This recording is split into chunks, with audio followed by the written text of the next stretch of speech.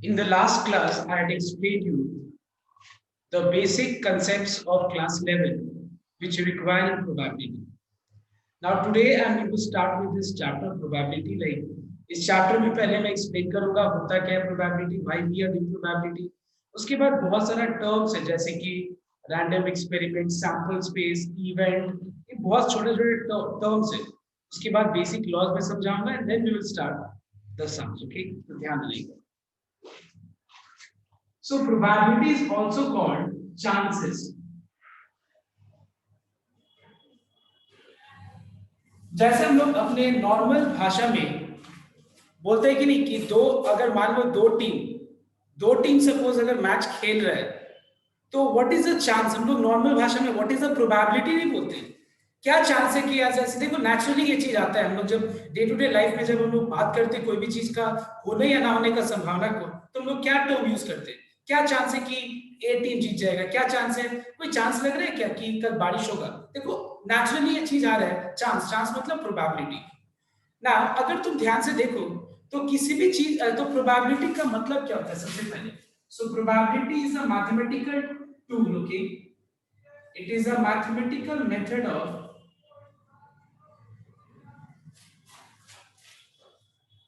mathematical method of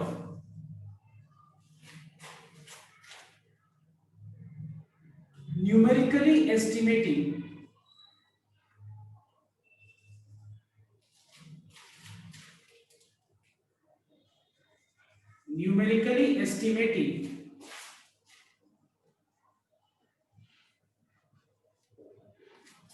the degree of occurrence and not occurrence of an event. तो ये एक तरह का मैथमेटिकल मेथड है, एक तरह का मैथमेटिकल टूल है जो कि न्यूमेरिकली मतलब नंबर्स में, हम लोग को नंबर्स में कैलकुलेट करके एस्टिमेट करके देता है क्या चीज, डिग्री ऑफ अकरेंस मतलब कोई भी चीज का होने या ना होने का संभावना को हम लोग यहाँ पे मेजर कर सकते हैं with the help of this particular topic called probability. तो यहाँ पे तुम देख रहे हैं कि यहाँ पे एक नया टर्म आया तुम लोग के लिए इवेंट, तो ये पर्टिकुलर टर्म का मतलब क्लियर होना बहुत जरूरी है.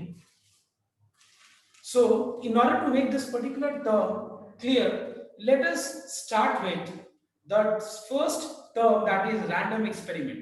Now again I repeat, what is probability? Probability is also called chances and it is a mathematical tool of numerically numbers में estimate करना. मतलब estimate मतलब वो exact, अगर मान लो suppose probability of getting head is 50%, इसका मतलब ये नहीं कि फर्स्ट बार में अगर टेल आया तो सेकंड बार में एग्जैक्टली टेल आएगा, हेड आएगा ही, वो हम ऐसे पिछले वाले मतलब समझ में आया. तो यहाँ पे हम क्या देख रहे हैं, हम लोग एस्टिमेट कर सकते हैं.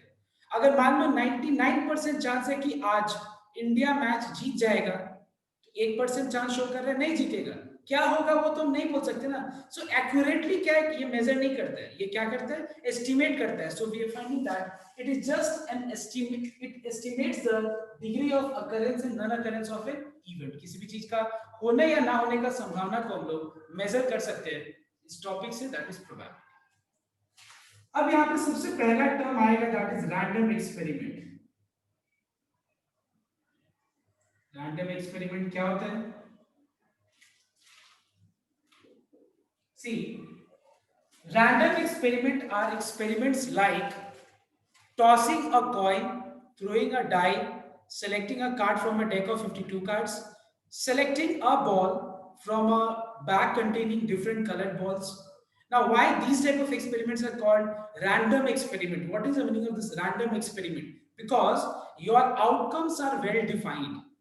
Because these are those experiments where the outcomes are well defined, but what will be the exact outcome, that can only be estimated numerically with the help of this mathematical tool called probability. Okay ऐसा नहीं है कि हम लोग उस तरह के experiments का बात नहीं कर रहे हैं, जैसे कि हम लोग को पता है कि हम जो साइंस लैब में एक्सपेरिमेंट्स परफॉर्म करते हैं वहां पे अगर a प्लस बी का रिजल्ट अगर मान लो c होता है सपोज, तो हर एक स्टूडेंट्स के लिए a प्लस बी का रिजल्ट c होगा.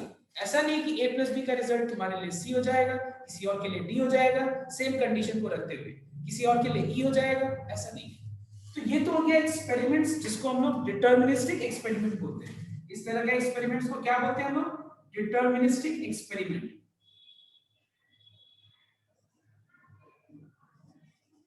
और हम लोग जिसके बारे में पढ़ने वाले हैं, this is called random experiment. यहाँ पे आउटकम्स क्या होगा वो ऐसा नहीं कि मतलब हम प्रेडिक्ट, मतलब यहाँ पे वो वाला बात नहीं कि आप हो भी सकते हैं नहीं भी हो सकते, वैसा वाला बात नहीं है। यहाँ पे होगा ही, मतलब a प्लस बी अगर c होगा तो होगा ही, सबके लिए c होगा। सो दिस इज डिटर्मिनिस्टिक, जहाँ पे हमको आउटकम्स पता है क्या होगा। यहाँ पे भी हमको आउटकम्स पता है क्या होगा, लेकिन एग्जैक्ट आउटकम क्या होगा वो हम लोग एस्टिमेट कर सकते हैं। वो हम लोग प्रोबेबिलिटी से हम लोग न्यूमेरिकली एस्टिमेट कर सकते हैं।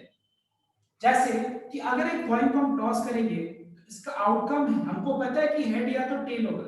इसीलिए मैंने क्या बोला कि random experiments are those experiments but the outcomes are well defined. It means that if a coin is tossed, ऐसा थोड़ी ना कि कॉइन टॉस करेगा तुमको एक कार्ड का पत्ता मिल जाएगा, ऐसा होगा क्या? एक कॉइन टॉस करोगे कार्ड का पत्ता मिल जाएगा, एक डाई को फेंकोगे हेड आ जाएगा, ऐसा होगा क्या? नहीं। तो मैं क्या बोल रहा हूं कि इसका जो आउटकम्स है वो वेल डिफाइंड होगा, मतलब उसके बाहर और कुछ नहीं होगा। लेकिन क्या होगा एग्जैक्ट आउटकम, वो तुम सिर्फ और सिर्फ एस्टिमेट कर सकते हो, सिर्फ न्यूमेरिकली हम लोग एस्टिमेट कर सकते हैं with the help of this particular topic called probability. Is this clear to everyone? Okay, तो यहाँ पे हम लोग रैंडम एक्सपेरिमेंट्स की बात हम कैसे डिफाइन कर सकते हैं?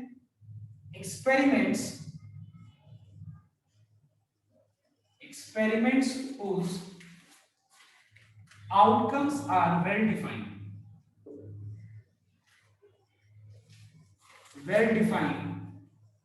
is called a random experiment. And the example of random experiments are through tossing a coin,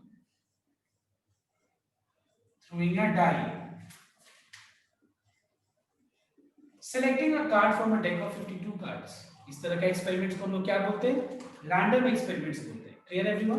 next, अब एक रैंडम एक्सपेरिमेंट्स को परफॉर्म करने के बाद जो अपना ऑल पॉसिबल आउटकम्स आ रहा है उसको क्या बोलते हैं हम लोग? सैंपल स्पेस बोलते हैं। क्या बोलते हैं हम लोग? Sample space. So what is a sample space? Sample space means set of all possible outcomes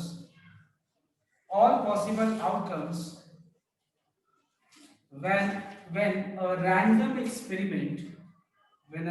experiment is performed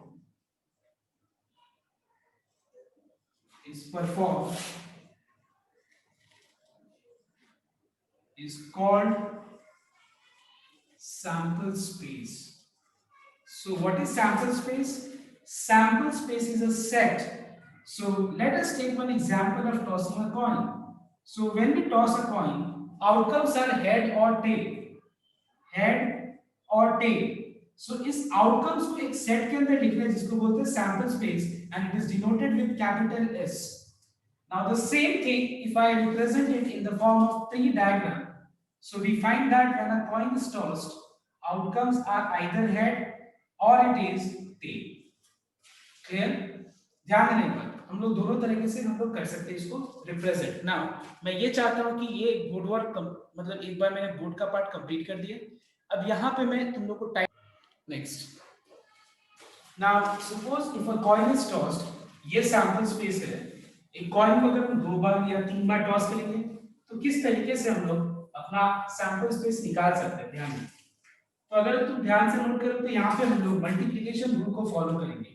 We will use multiplication rule to find out the sample space. कैसे देखना एक बार?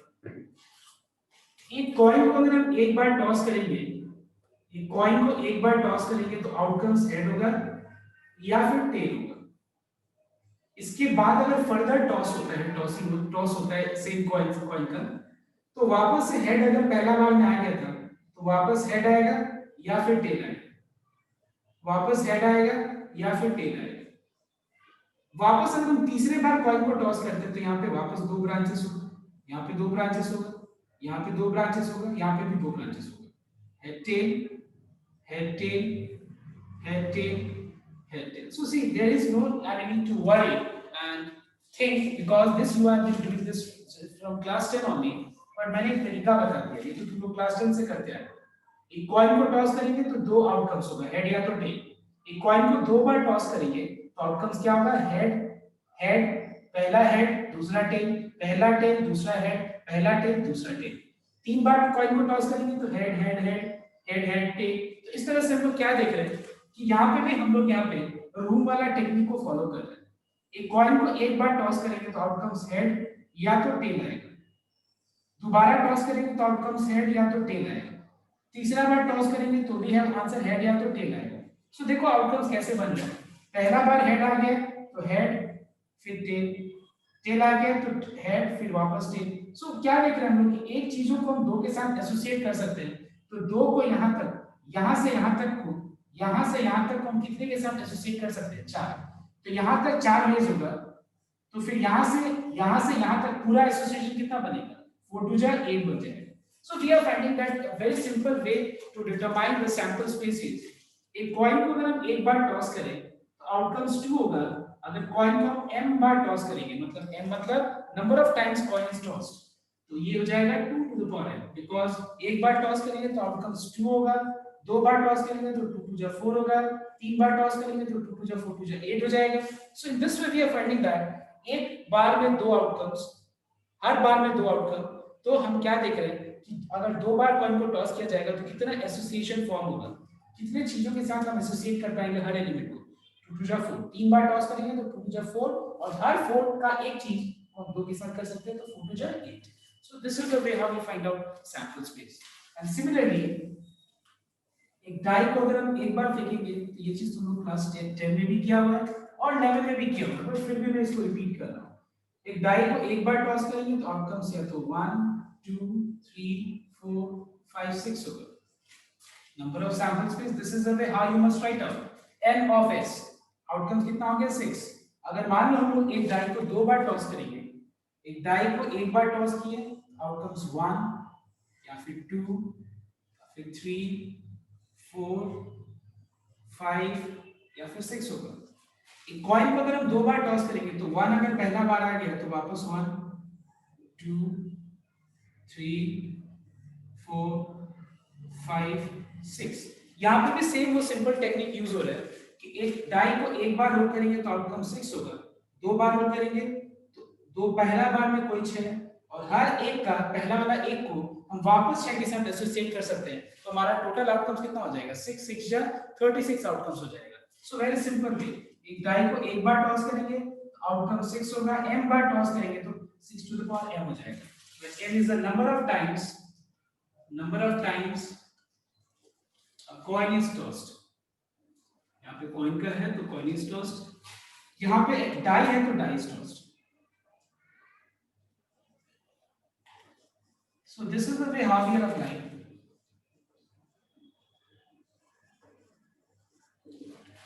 We are applying multiplication method। Next, अगर मान लो ऐसा बोला जाए कि एक बैग में 4 रेड बॉल है, 6 ग्रीन बॉल है, 8 ब्लू बॉल्स है। अगर मान लो मुझे 3 बॉल सेलेक्ट करना है, ये भी तो एक तरह का रैंडम एक्सपेरिमेंट ही है।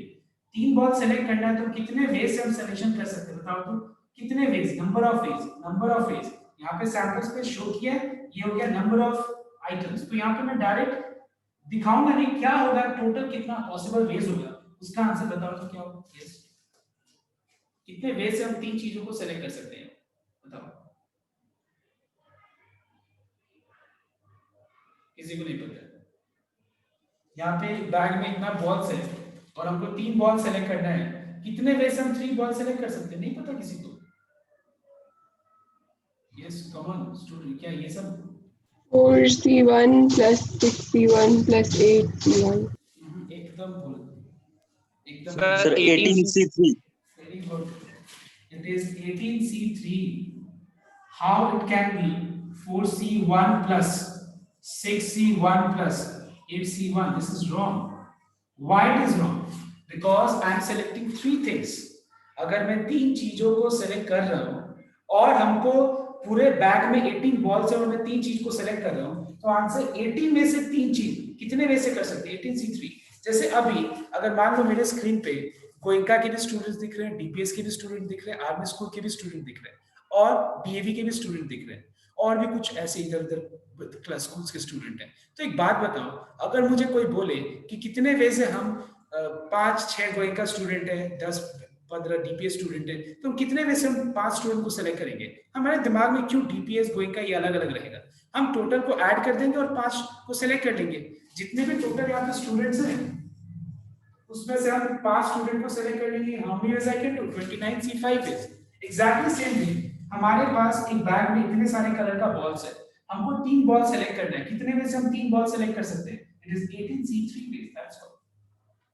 This is clear everyone? Plus क्यों नहीं होगा? बिकॉज प्लस का मतलब क्या हो जाएगा?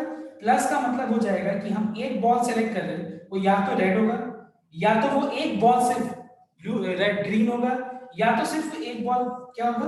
ब्लू हो जाएगा। बट यहाँ पे अगर तुम इनटू दे दो तो वो इनटू का मतलब कुछ और हो जाएगा। इनटू देने से हम क्या कर रहे हैं बताओ? तो इनटू का मतलब हो जाएगा हम 3 बॉल ही सेलेक्ट कर रहे हैं। ध्यान से समझना तुम। इसी में अगर हम इनटू दे दो तो मतलब क्या बदल कैसे जाएगा? प्लस का मतलब हो गया कि हम या तो हम एक रेड बॉल सेलेक्ट कर रहे हैं, या फिर हम एक ग्रीन बॉल सेलेक्ट कर रहे हैं, या फिर हम एक ब्लू बॉल सेलेक्ट कर रहे हैं। और इसका मतलब क्या हुआ? हम 3 बॉल सेलेक्ट कर रहे हैं, एक इनटू एक एंड एक। और वो 3 बॉल कैसा होगा? एक रेड होगा, एक ग्रीन होगा, एक ब्लू होगा। बट यहाँ पे एक ही बॉल होगा। तो I hope you have understood the difference. We will be doing this type of particular type of sum जब हम लोग सम्स करेंगे इस टाइप का कॉम्बिनेशन पे। लेकिन फिर भी इतना पता होना चाहिए, और ये चीज तुम लोगों ने क्लास 11 की है, थोड़ा बहुत अगर कंफ्यूजन है तो हमने अभी थोड़ा क्लियर कर दिया, आई होप। ओके, और हम लोग जैसे जैसे आगे बढ़ेंगे इसका हम लोग अलग अलग टाइप्स कर लेंगे तो क्लियर हो जाएगा। I think it is clear to everyone. जो जिसने भी गलत आंसर या कुछ भी गलत सोचा था तो क्लियर हुआ। ओके, इवेंट का मतलब क्या होता है देखने एक बार।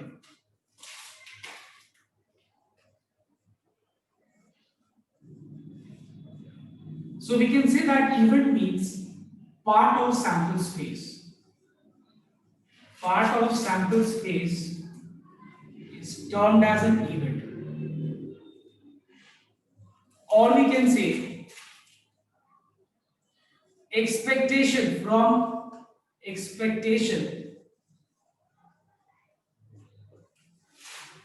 a random experiment is called an event. Okay, जैसे कि हम एक रैंडम एक्सपेरिमेंट परफॉर्म कर रहे हैं, जैसे कि मान लो रोलिंग अ डाई। एक डाई को रोल करने के बाद मान लो हम ये सोच रहे हैं कि आउटकम्स ऑड नंबर आएगा, तो आउटकम्स ऑड नंबर आएगा। तो ये जो तुम्हारा जो सोच है एक रैंडम एक्सपेरिमेंट को परफॉर्म करने के बाद, जैसे कि हम एग्जांपल ले लेते हैं कि ये रैंडम एक्सपेरिमेंट है रोलिंग अ डाई, इसका आउटकम्स हम लोग रिप्रेजेंट कर सकते हैं, क्योंकि इजीली हम रिप्रेजेंट कर सकते हैं 1 2 3 4 5 6। अब मान लो हमको दिख रहा है कि यहाँ पे टोटल सैंपल स्पेस है 6, और अगर हमको मान लो बोला जाए कि व्हाट इज द, तुम सोच रहे हो मान लो कि ऑड नंबर काश ऑड नंबर आ जाए, एक डाई को रोल किया ऑड नंबर आ जाए, तो ऑड नंबर जो तुम सोच रहे हो ना, ये getting an odd number is an event, और इवेंट को डिक्लेयर करना बहुत इंपॉर्टेंट है। So let E be the event of getting an odd number, event of getting an odd number. Now event declaration से फायदा क्या है? इवेंट डिक्लेरेशन से फायदा ये है कि तुम्हारा जो सम का जो राइटिंग कॉम्प्लेक्सिटी है, मतलब जो तुम लिख रहे हो उसका लिखने का जो कॉम्प्लेक्सिटी है वो रिड्यूस कर सकते हो। कैसे रिड्यूस कर सकते हो? बार बार गेटिंग एन ऑड नंबर ना लिख करके हम ई लिख देंगे। ई का मतलब गेटिंग एन ऑड नंबर। एक बात बताओ, पूरा सैंपल स्पेस में ऑड नंबर क्या क्या है? 1 है, 3 है, 5 है। देखो कितना इजीली लिख दिया हमने। अगर हम इवेंट डिक्लेयर नहीं करते ई को या ई1 कुछ से भी तुम लोग डिनोट कर सकते हैं गेटिंग एन ऑड नंबर को, तो क्या करना पड़ता है? ये बार बार ये स्टेटमेंट को लिखना होता है, number of ways of event of getting odd number equals to this much. तो बहुत बार लिखना पड़ता है। इससे क्या होता है कि इवेंट डिक्लेरेशन बहुत इंपॉर्टेंट है। अभी तक तुम लोग क्लास 11 में या 10 में जो भी सम्स किया था उसमें बिना इवेंट डिक्लेयर किए हुए हो जा रहा था, बट क्लास 12 का वैसा टाइप का सम्स नहीं है। तुम देखना यहाँ पे एक इवेंट का सम नहीं होगा, एक पर्टिकुलर सम में 4 से 5 इवेंट भी हो सकता है। तो तुम अगर मान लो सेंटेंस लिखेगा तब तो पूरा 2 मार्क्स का सम या 4 मार्क्स का सम तुम्हारा 4 पेज लग जाएगा और बहुत टाइम लग जाएगा। ठीक है, तो हम लोग इसका टाइम को रिड्यूस करने के लिए हम लोग क्या करेंगे, जितना भी इवेंट्स होगा उसको हम लोग एक अल्फाबेट से डिनोट करेंगे। Let e1 be the event of getting an odd number, let e2 be the event of getting an even number, let given with the event of getting a prime number, कुछ भी मतलब किसी चीज से भी declare कर सकते हैं। क्लियर? इवेंट का मतलब क्या होता है? Sample space, part of sample space, मतलब जो हम सोच रहे हैं क्या वो सोच हमारा सैंपल स्पेस के बाहर हो सकता है? कभी नहीं। अगर वैसा है तो तुम दिमाग से नहीं सोच रहे, ठीक है? क्यों? बिकॉज एक कॉइन को टॉस करने के बाद तुम सोच रहे 2 आ जाए, तुम सोच रहे 1 आ जाए, तुम सोच रहे कार्ड आ जाए, ऐसे कैसे हो सकते हैं? एक कार्ड को टॉस करने के बाद हेड आ जाए, ऐसा हो सकता है? सेलेक्ट करने के बाद कभी पॉसिबल नहीं है। So that's why event is always part of sample space. And event का कभी भी एलिमेंट्स सैंपल स्पेस से ज्यादा नहीं हो सकते हैं। वो या तो बराबर हो सकते हैं बट उससे कम ही होगा, उससे कभी भी ज्यादा नहीं होगा। इस पॉइंट को नोट करना, क्योंकि अब चौथा पॉइंट हम बताने जा रहे हैं, what is probability of any event. किसी भी इवेंट का प्रोबेबिलिटी निकाला कैसे जाता है? किसी भी इवेंट का, ई मतलब इवेंट, पी मतलब probability, this is capital P, bracket के अंदर इस फॉर्म में ही लिखा जाता है, किसी और तरीके से नहीं लिखा जाता है। और ये होता क्या है? इट इज अ रेशियो, ठीक है? It is a ratio of n of e by n of s. Clear? It is a ratio of n of e by n of s. What is the meaning of this? तुम्हारा एक coin को toss करने के, die को throw करने के बाद पूरा आउटकम 6 आया, नीचे 6 लिख दो, और उस पूरा 6 आउटकम्स में जो तुम सोच रहे, जैसे तुम सोच रहे गेटिंग एन ऑड नंबर, तो वो पूरा 6 फेज में ऑड नंबर कितने बार है बताओ तो? 3 बार। So probability of getting an odd number is what? 3 out of 6, ऐसे सोचो। So what is probability? Probability is a ratio of your expectation occurring in how many ways? Write it in the numerator, divided by total possible outcomes. This ratio is called probability. And make sure that event का जो item elements होगा, क्या वो sample space से बड़ा हो सकता है? कभी नहीं हो सकता है। तो क्योंकि ये वैल्यू का क्या क्या पॉसिबिलिटीज हो सकता है? ये वैल्यू n of e हमेशा less than equal to n of s हो सकता है। इसका मतलब ये हुआ कि प्रोबेबिलिटी किसी भी इवेंट का probability will be always more than 0 and less than 1. Please make sure. I repeat once again. Just now listen here. What I am saying is कि ये जो प्रोबेबिलिटी किसी भी इवेंट का होगा वो हमेशा मोर देन 0 का, लेस देन 1 होगा। ऐसा क्यों होगा? बिकॉज n ऑफ e का जो वैल्यू होगा वो हमेशा n ऑफ s से लेस होगा या बराबर होगा। मैं यहाँ पे इक्वल टू क्यों लिख रहा हूँ बताऊंगा। यहाँ पे इक्वल टू भी हो सकता है, इक्वल टू 1 भी हो सकता है प्रोबेबिलिटी वैल्यू, बट मैं बताऊंगा इस स्टेप के बाद।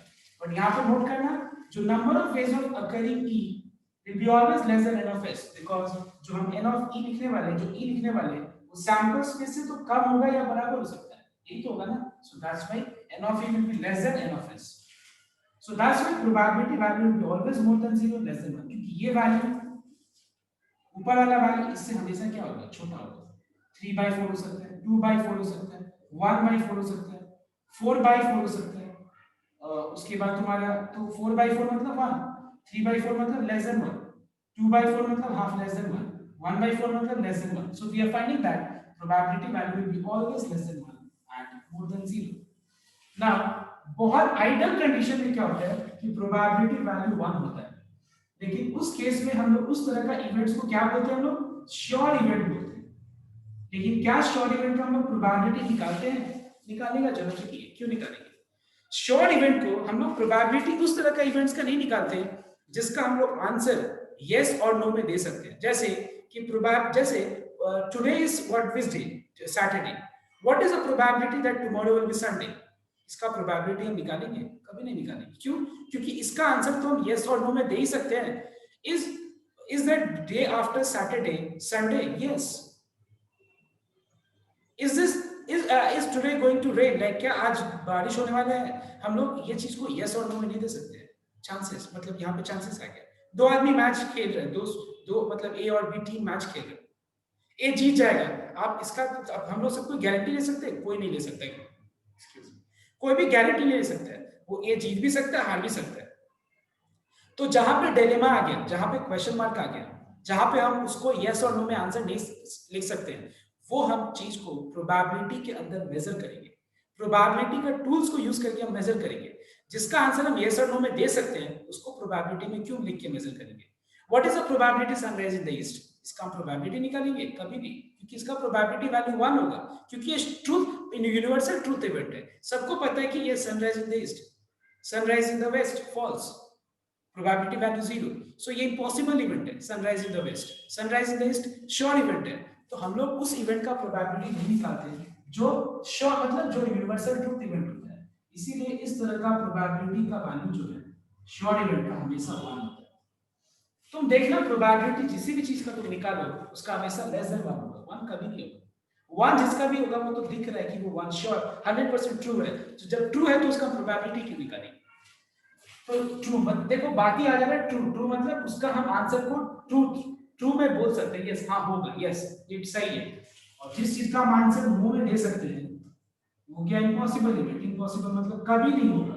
तो जब कभी होगा ही नहीं, जब तुम्हारे दिमाग में कोई शक ही नहीं है, कोई डिलेमा ही नहीं फॉर्म आई मीन आ रहा है, तुम्हारे दिमाग में कंफ्यूजन ही नहीं अराइज हो रहा है, उस तरह का इवेंट्स का प्रोबेबिलिटी क्यों निकालेंगे? उस तरह का इवेंट्स का प्रोबेबिलिटी हमेशा क्या होगा? 0 होगा। Okay, so everyone you can copy down all these topics, and if you have doubt you can, that is number 7. Number 7 is basic laws of probability. What are the basic laws? Let us see now. Basic laws of probability.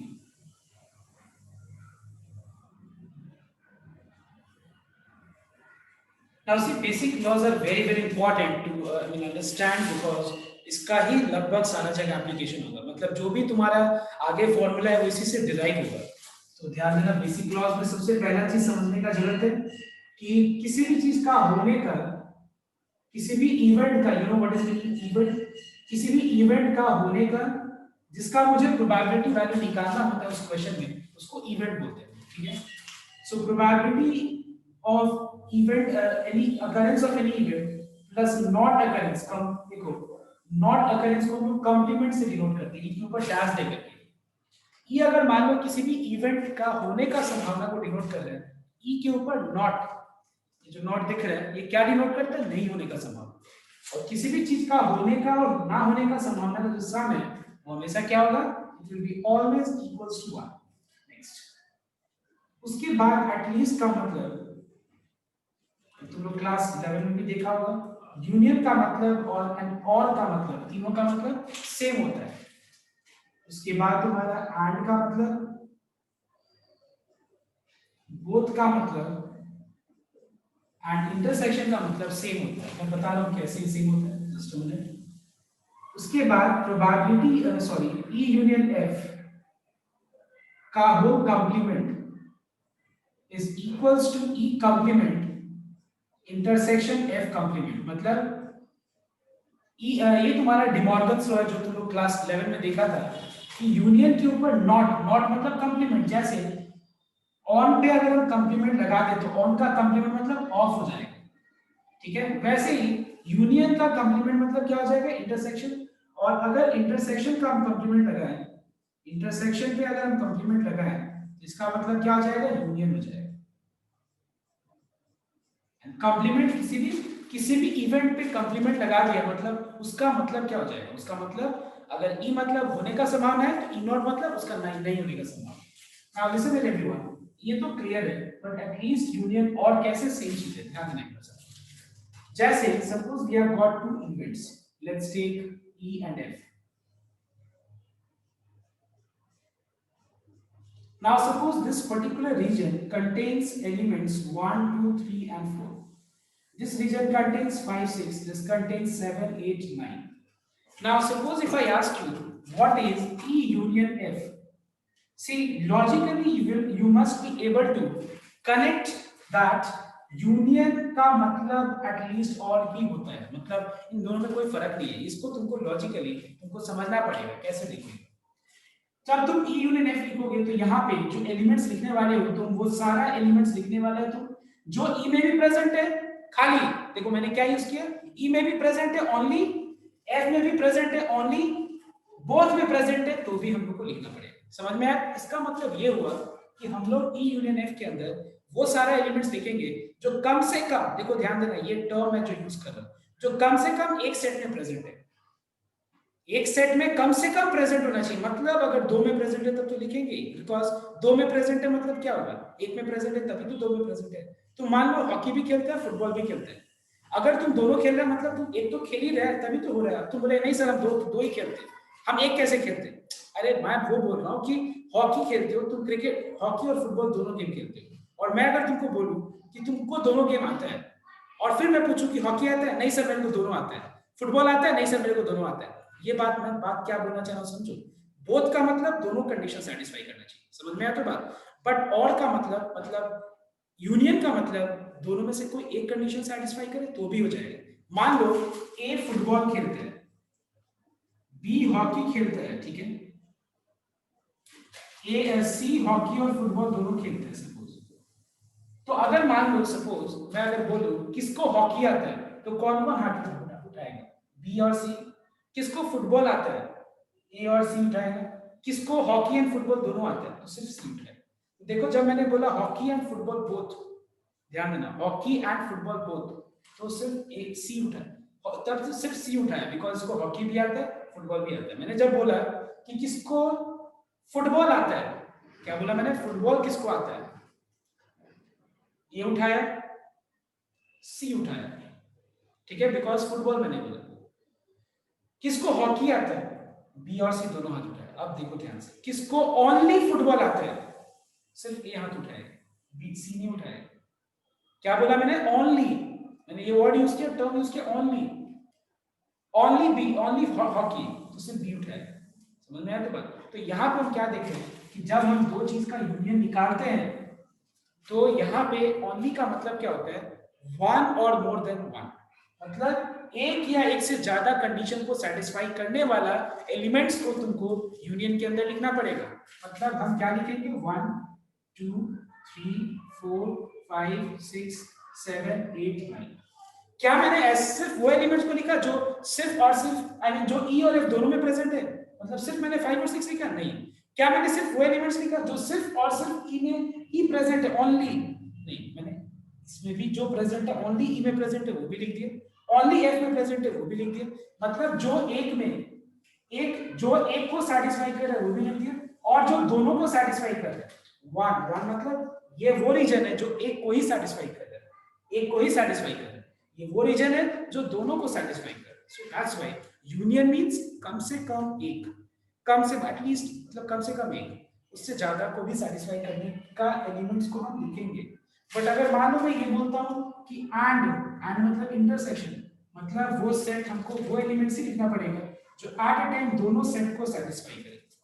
तो इस चीज को समझना बहुत जरूरी है। Okay, so I hope I have made myself clear in explaining you all that union is logically same as at least and or, and intersection is logically same as and or। मतलब intersection मतलब हम वो reason के अंदर हम वो elements लिखेंगे जो दोनों को सेटिस्फाई करे।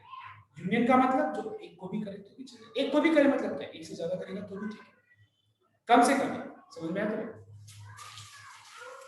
जैसे मैंने यहाँ पे एक चीज थोड़ा बताना भूल गया, ए बी हॉकी और सी मान लो फुटबॉल हॉकी। अगर मैं ये बोलूं कम से कम जिसको एक गेम आता है हाथ उठाओ, तो कौन हाथ उठाएगा, तीनों हाथ उठाएगा। कम से कम एक गेम जिसको आता है हाथ उठाओ, तो तीनों उठाएगा।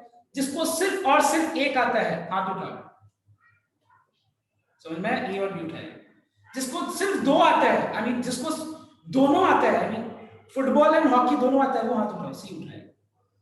जिसको कम से कम एक गेम आता है, फुटबॉल आता है उसको आराम से उठा सकता है, उसको एक आता ही उठा सकता है, उसको दोनों आता है एक, कम से कम एक का मतलब क्या हुआ, एक या एक से ज्यादा, मतलब ये समझना है। तो इस चीज को समझना बहुत जरूरी है। मतलब हम लोग को यहाँ पे कनेक्ट करने आना चाहिए कि एटलीस्ट का एक जो लॉजिकल मीनिंग है और का लॉजिकल मीनिंग है वो सेम है और वो यूनियन के बराबर है। इस चीज को समझना बहुत जरूरी है। नेक्स्ट, उसके बाद एंड ये समझा दिया, इसका मतलब तुम्हारा यूनियन पे कंप्लीमेंट लगेगा तो इंटरसेक्शन हो जाएगा, इंटरसेक्शन में लगेगा तो यूनियन हो जाएगा। ये तो पता है, समझ में आ गया। अब हम स्टार्ट करते हैं फॉर्मूला नंबर 1 से। Probability of E union F, it is probability of E plus probability of F minus probability of E intersection F। Okay, उसके बाद नंबर 2, सॉरी पहले एक बार इसको मैं डायग्राम से समझा दूं। So probability of E is in F. You know that union मतलब E F, अगर मान लो ये E है ये F है, तो यूनियन का मतलब क्या होता है? ये प्लस ये, लेकिन इस रीजन को हमने दो बार रिपीट किया, इस रीजन को एक बार माइनस कर दिया. You know that this is called E but not F. This is called F but not E. This is called both E and F. So what is union? Union means this region plus this region plus this region. And if वो it was E minus F होगा ना, एक ही बात है. इसको नीचे वाला. हम लोग क्लास 11 में भी पढ़े हैं कि इसका मतलब और इसका मतलब सेम होता है. सर आप E इसका इंटरसेक्शन मतलब- एफ क्यों? इसका मतलब listen once, okay, इसका मतलब और इसका मतलब सेम होता है. E minus F, it is same as E intersection F naught.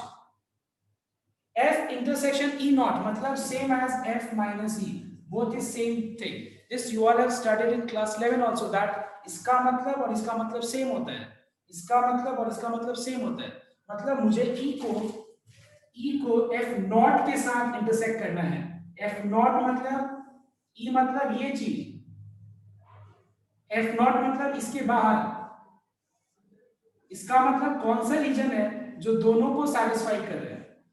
Obviously ये वाला रीजन जिसमें दोनों पार्ट शेड हो रहे हैं. So that's why E minus F means, E minus F मतलब क्या? E F नहीं, एक E but not F. इसका मतलब भी तो वही हुआ, E but not F. F but not E मतलब सेम है. तो इसको समझना जरूरी है. इसको लेकिन लिखो मत, ऐसे हम सेट में लिखते हैं, इस तरह प्रोबेबिलिटी में नहीं लिखते. ठीक है, नेक्स्ट. नाउ मैं क्या बोल रहा था? It is probability of E, इधर E plus probability of F, but this region repeats twice. ये रीजन दो बार रिपीट कर रहा है तो एक बार माइनस कर. अब हम इसको एक और तरीके से इस फॉर्मूला को रिप्रेजेंट कर सकते हैं. कैसे? ध्यान देना. क्या मैं लिख सकता हूं? It is probability of this region plus probability of this region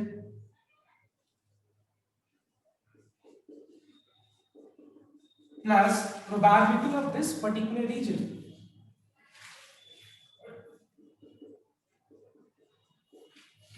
Okay, all right everyone, I repeat, this and this is same thing, because ये क्या है? इसको जोड़ा E को, F को जोड़ा, ये रीजन को दो बार रिपीट कर दिया, एक बार माइनस कर दिया. इसका मतलब भी वही है. ये वाला हिस्सा, इस हिस्सा को कैसे डिनोट करते हैं? E intersection F. ये वाला हिस्सा E इंटरसेक्शन F, ये वाला हिस्सा F इंटरसेक्शन E नॉट. तो ये हो गया तुम्हारा फॉर्मूला. दूसरे तरीके से रिप्रेजेंट कर सकते हैं.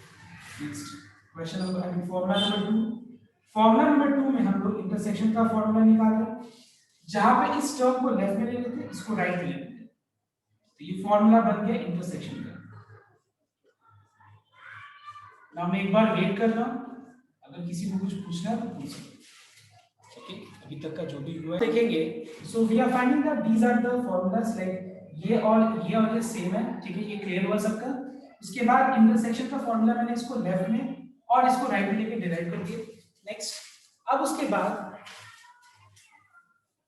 ध्यान देना, इसके बाद नेक्स्ट फॉर्मूला है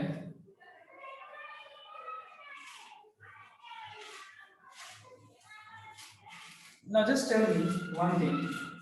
Formula number 3, E intersection F naught.